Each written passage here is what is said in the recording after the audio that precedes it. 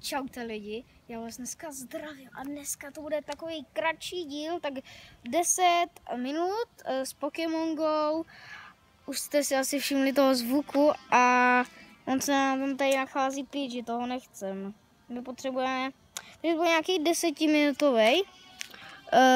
Už mám zaplý data, takže bychom měli jít trošku dál a měli bychom se podívat tak příměr sem a tam je náš cíl a jdeme. No, jo, ale ve videu budu někdy tichý, protože nebudu vědět, co mám říkat teda moc, ale mám tady jako Potion, už River, Insansky už mám, takže a dneska bych si chtěl udělat tady tyhle vajíčka. Vidíte?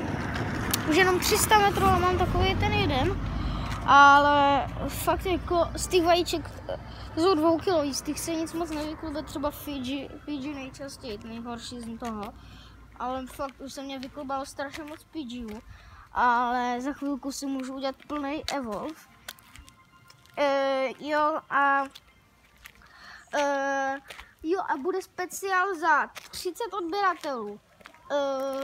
Ještě vám neřeknu jaký, ale tohle je speciál za 20 odběratelů, už budu natáčet Pokémon Go a jsem 7, patřím